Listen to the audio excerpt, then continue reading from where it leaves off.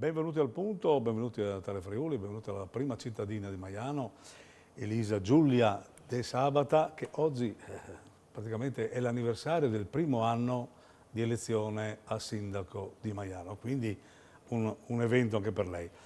Caro sindaco, allora intanto benvenuta. Grazie, buongiorno a tutti. E poi insomma un anno può fare un piccolo resumé, insomma, come si dice.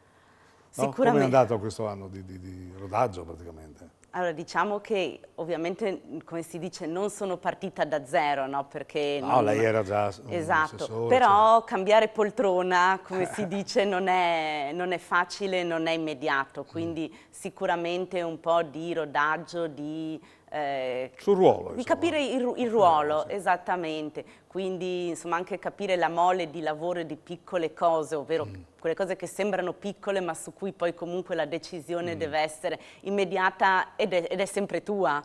E, insomma non è stato, confesso, proprio semplicissimo per quanto insomma dove... C'erano altri cittadini, sono in prima battuta con lei, no? Esatto, quindi ci sono giornate in cui mi accorgo che gli appuntamenti sono quasi troppi, ma perché le richieste giustamente... Sì, le ore non bastano, insomma. Esatto, ecco. esatto. Bene, parliamo subito di un argomento insomma scottante, abbastanza sentito in Friuli, in tutta Italia poi, quello della sanità e dei medici di base, no? Perché parlando anche con il rappresentante dell'ANCI, ma con tutti i suoi colleghi, questo è il tema che in qualche modo tutte le comunità sentono, perché la psiche anche delle persone, insomma, se non c'è il medico, insomma, c'è un problema e uno ci pensa ed è preoccupato. Ecco, come siete lì a Maiano? Allora, intanto questo è stato credo il primo problema che mi sono trovata ad affrontare un anno fa, nel senso che a un mese dalle elezioni un medico di base è andato in pensione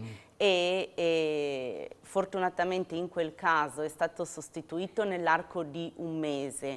Un mese per la burocrazia che abbiamo sembra poco, però in realtà per i cittadini che hanno magari le ricette continuative, periodiche, un problema, non è stato facile. C'è stata data la possibilità per i cittadini di iscriversi presso altri medici a Moruzzo, però la popolazione prevalentemente anziana, che è quella che poi ha bisogno del medico di base, ha avuto sicuramente delle criticità. In questo momento noi abbiamo tutti i medici di base che in realtà sono pieni, quindi non è possibile avere altri pazienti, insomma. Esatto, alcuni devono comunque andare fuori comune. Nel prossimo anno dovrebbe esserci un altro pensionamento.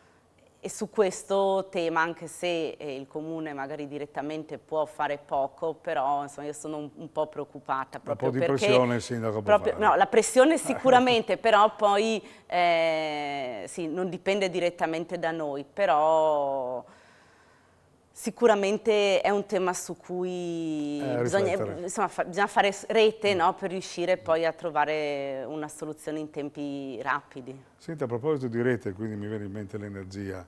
La questione dell'energia condiziona poi i bilanci, condiziona tutta l'attività e quindi anche per quanto riguarda gli orari del riscaldamento, dell'elettricità, insomma qualche criterio l'avete dato? Allora, non c'è altro da fare noi quando abbiamo fatto il bilancio di previsione del 2022 abbiamo messo precauzionalmente più di 20.000 euro in più rispetto alle previsioni proprio nei capitoli delle bollette. Le faccio tenere monitorate ogni mese.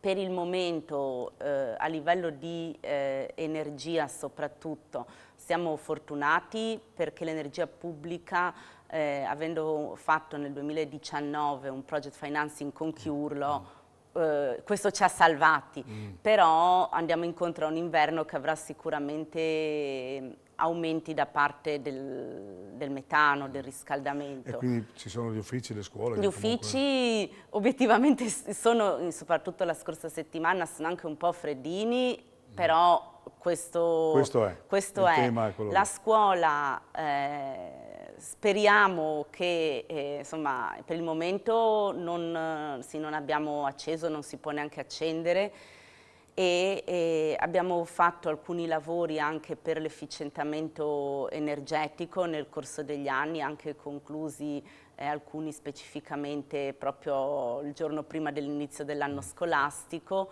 e stiamo cercando di potenziare il riscaldamento, perché i tubi di riscaldamento risalgono alla costruzione dopo il terremoto, quindi insomma, hanno 40 anni, se si rompe un tubo il problema c'è. È grosso di nuovo. Sì, però appunto soprattutto sulle bollette e sull'energia stavamo lavorando a un progetto con la comunità collinare di contributo chiamato Recocerna, sono le famose comunità energetiche.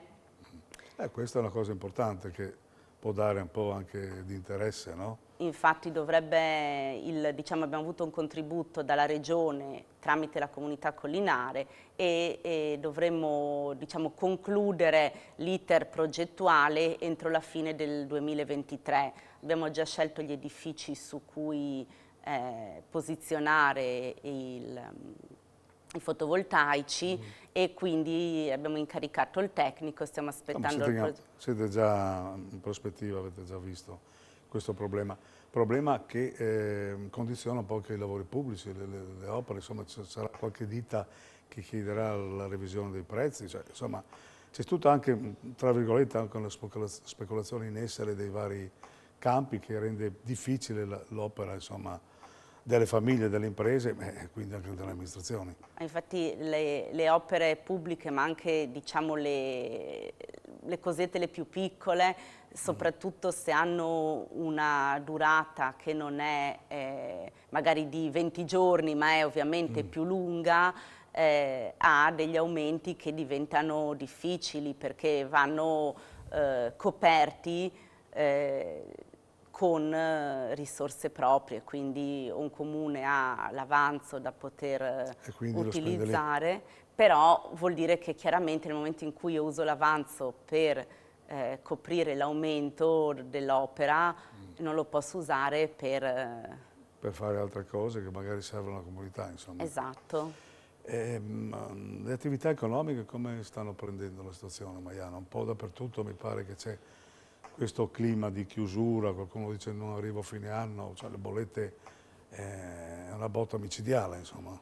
Le bollette impattano anche perché le attività produttive vengono comunque da 2 anni non semplici e noi abbiamo deciso fino a fine agosto, quindi dal 1° maggio sostanzialmente fino al 31 agosto, di lasciare l'occupazione di solo pubblico per i bar e ristoranti gratuita, perché è vero che c'era anche il festival, ovvero forse proprio perché c'era il festival era giusto che anche le attività, i bar potessero mettere fuori i tavolini, insomma, e lavorare senza... Insomma, ecco. Chiaramente adesso bisognerà fare una riflessione sicuramente che coinvolgerà anche l'amministrazione rispetto agli aumenti che avranno inevitabilmente per riuscire a capire come aiutare eventualmente e le famiglie, perché alla fine sono quelle anche le mie bollette sono aumentate, credo quelle di tutti e le attività produttive in questa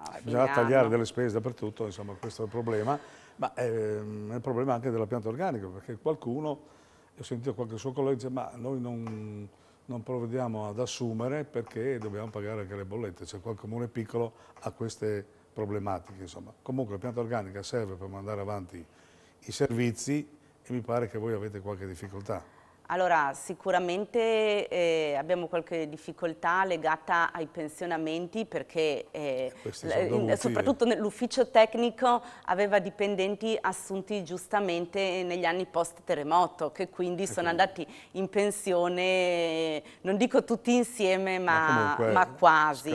E soprattutto per l'ufficio tecnico ci sono state giornate prima dell'estate in cui c'era una sola persona rispetto a 6 che... Capisci, insomma, alla fine... Adesso noi abbiamo proceduto ad alcune assunzioni, tra cui una dipendente che ha cominciato giusto ieri.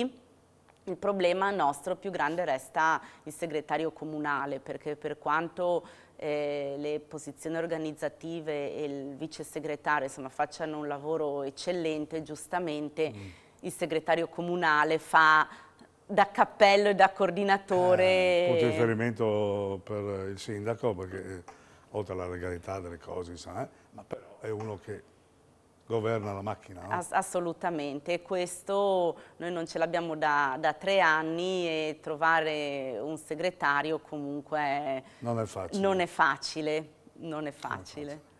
E qui la Regione ha promesso, insomma, che varava un albo regionale, però insomma sappiamo bene che la burocrazia dal dire il fare c'è di mezzo la burocrazia, per cui... Senta, si sono svolte le elezioni politiche, sappiamo il risultato che è stato anche storico, per dire la verità. E secondo me sarà un test per le regionali, lei cosa ne pensa?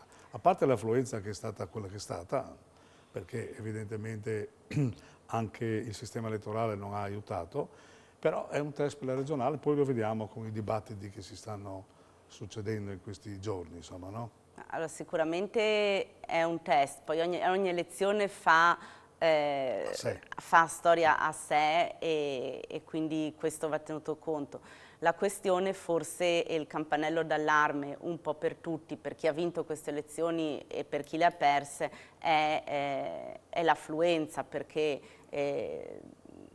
anche nella mia elezione c'era stata un anno fa un drastico calo di affluenza. Quando le persone non si sentono coinvolte o forse ritengono che il loro voto non conti, questo è quello che veramente Cioè la deve partecipazione fare. è un po', diciamo così, scemata, insomma, rispetto a tanti anni fa, forse perché ci sono dei problemi insormontabili, ma forse anche perché forse i partiti non riescono Non riescono a vedere questi a problemi e vedere questi quindi a problemi, dare sì, una soluzione. a essere in sintonia, no? Quindi, Questo manca, secondo me, sì, un po' e sì. comunque sia stato l'apporto dei giovani che hanno votato, insomma, 3 milioni e mezzo, insomma, no?